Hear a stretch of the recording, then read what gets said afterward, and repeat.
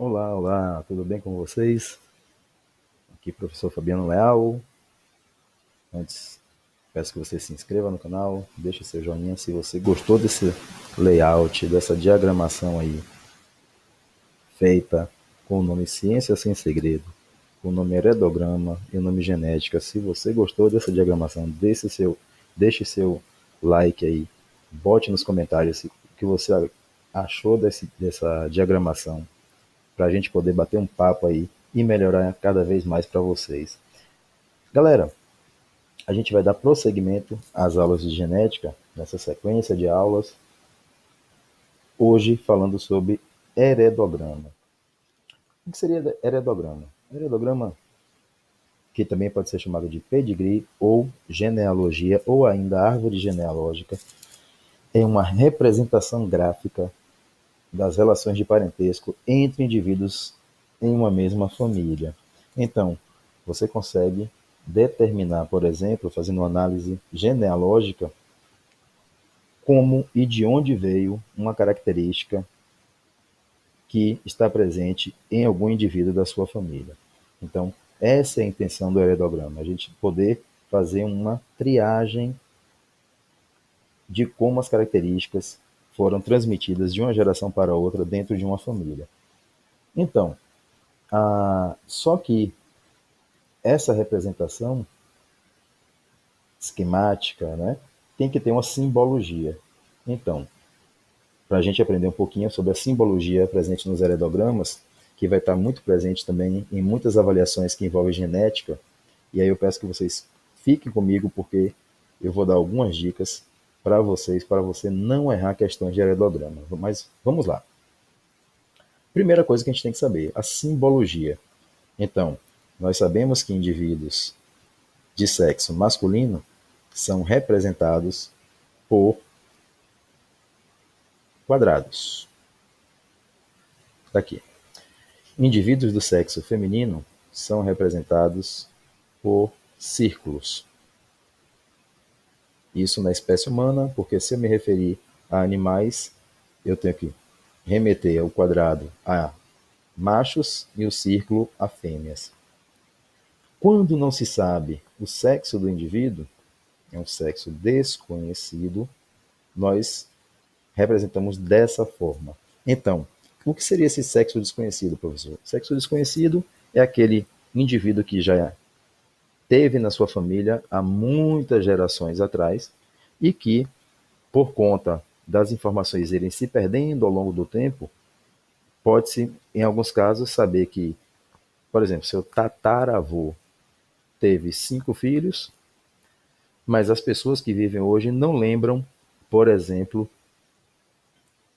quantos homens e quantas mulheres. Então, representa 5 filhos, só que dessa forma aí, sem discriminar se é homem ou mulher. Por isso que existe essa simbologia aí.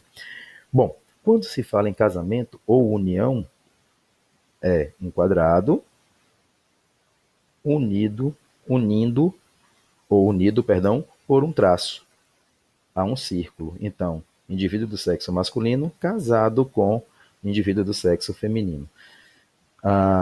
Quando se fala em divórcio, é isso. Essa representação do jeito que está aqui, só que com um traço aqui no meio, indicando que houve um divórcio aí entre esse casal. Quando existe casamento consanguíneo, ou seja, indivíduos que são parentes próximos, primos, por exemplo, a gente representa da seguinte forma: um quadrado indicando que é o homem, com 2 tracinhos unindo o círculo. Então, casamento entre parentes. Quando a gente quer se referir a indivíduos que têm algum tipo de característica em estudo, que pode ser uma doença genética ou não, normalmente pinta-se, achura, né? Faz aqui, ó, um quadrado achurado ou um círculo achurado. Essa representação aqui indica que são filhos ou descendentes, então representa-se dessa forma. em que esses filhos, por exemplo, aqui, tem um homem normal, um homem com a característica em estudo e uma mulher. Então, seria uma família com 3 filhos. Quando se quer falar em gêmeos, e aí temos 2 tipos de gêmeos. Os gêmeos que são dizigóticos, que são gêmeos não idênticos. Esses gêmeos dizigóticos nós representamos por um traço e por uma única interseção. Então, nesse caso, gêmeos dizigóticos podem ser de sexos diferentes, como é o caso aqui, podem ser de sexos iguais. Agora, nos gêmeos monozigóticos, obrigatoriamente deve-se ter os 2 sexos iguais, porque são gêmeos idênticos, ou 2 quadrados, como está representado aí, ou por 2 ciclos, que aí seriam 2 meninas. Quando se fala em indivíduo falecido, não está representado aqui, mas eu posso representar. Como é feito isso? O indivíduo falecido, a gente representa por, se for do sexo masculino, o indivíduo, e em cima coloca-se uma cruz, indicando falecimento. Se for uma mulher, uma cruz aqui no indivíduo que foi falecido. Tudo bem. Essa é a simbologia básica. Vamos lá. Vendo um exemplo prático aqui. Como fica esse heredograma? Repare, um homem normal, cujo pai era afetado e a mãe era normal, casa-se com uma mulher normal, cujos pais também eram normais. Uma dica, faça questões de heredograma, se for pedir para você montar, faça como se fosse uma questão de física, uma questão de matemática. Vá passo a passo. Então, aí continuando a questão. Esse casal tem 6 filhos, 2 mulheres e um homem afetados, uma mulher normal e um homem e uma mulher afetados nessa ordem. Como é que fica esse heredograma? Fiz aqui o básico já, o esqueleto do heredograma para a gente analisar. Separei aqui a pergunta. Então, um homem normal cujo pai era afetado e a mãe era normal. Então, a questão está se referindo a esse indivíduo aqui. Ele fala, um homem normal cujo pai era afetado e a mãe normal. Está aqui. Repare que o heredograma fica dessa forma. Fala que esse homem casou com uma mulher, está aqui, essa aqui, casou com uma mulher, cujos pais também eram normais. Então, quem são os pais dessa mulher? Esse aqui e esse aqui. Sim? O pai e a mãe. Pronto, está montado o esqueleto aí desses indivíduos. Só que ele fala que esse casal ao qual ele se refere, que é esse aqui, então, o casal ao qual ele se refere é o casal 212. Ele diz que esse casal teve 6 filhos. Aí ele fala que eram 6 filhos, 2 mulheres e um homem afetados. E uma mulher normal e um homem e uma mulher afetados nessa ordem. Então, fica dessa forma. Ou seja, esse casal tiveram 6 filhos, estão aqui os 6, em que tiveram 2 mulheres e um homem afetados, são esses 3 primeiros, uma mulher normal e um homem e uma mulher afetados nessa ordem. Pronto, é isso aí. Então, representa assim.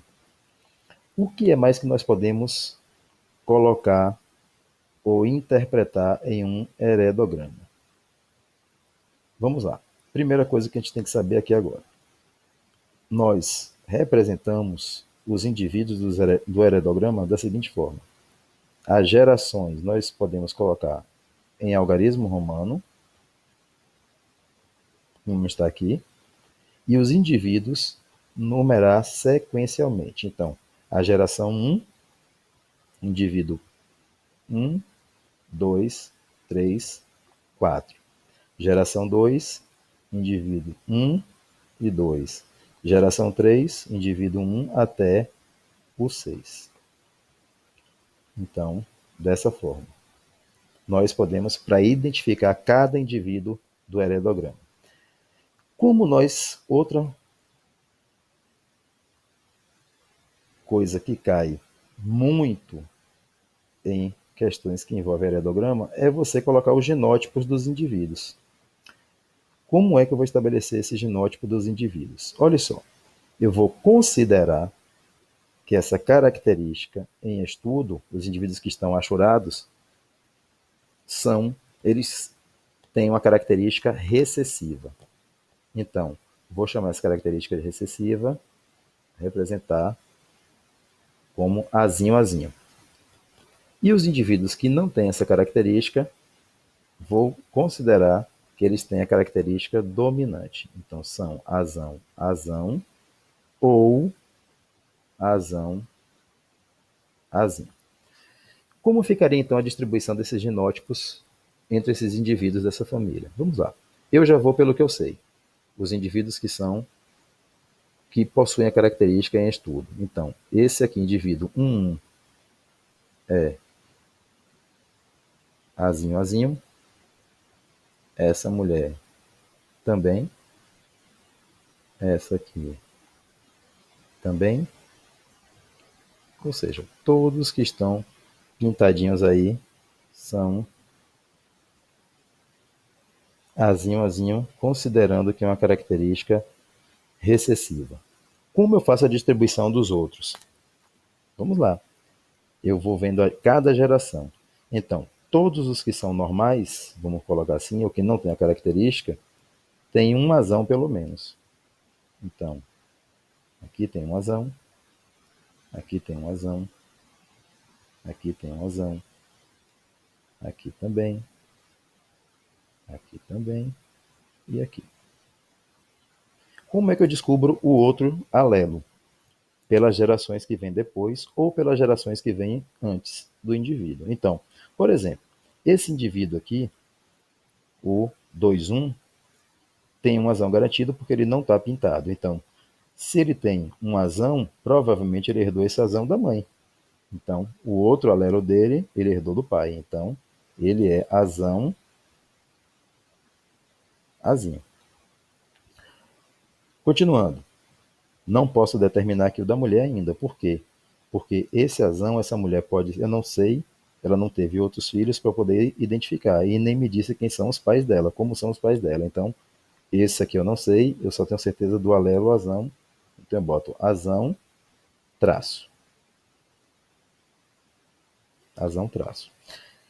Para cá, indivíduo 22. Como é que eu tenho aqui? Ela tem um azão, mas esse azão dela pode ter vindo do pai ou pode ter vindo da mãe. Então, não tenho certeza ainda qual é o genótipo dela. Muito menos dos pais dela, porque não tenho informação ainda. Eles não tiveram outros filhos e também não me diz quais foram os genótipos dos pais dele, do casal 1, 3, 4. Pois bem, agora eu tenho um impasse. O que é que ocorre? O casal 2, 1, 2 tiveram 6 filhos e muitos azinho, azinho. Ou seja, então, um azinho veio do pai, esse azinho veio para os filhos, veio do pai, e o outro, claro, só pode ter vindo da mãe. Por isso eu descubro agora o genótipo dela, pelos filhos dela. Só que essa aqui, o indivíduo 3, 4, eu não tenho como identificar se ela é azão, azão ou azão, azinho. Então eu boto o azão, traço. Pois bem, galera. Então, é assim que a gente consegue fazer a distribuição dos genótipos em um heredograma. Você analisa sempre a geração anterior e a geração posterior. Tudo bem? Então, chegamos ao final de mais uma aula.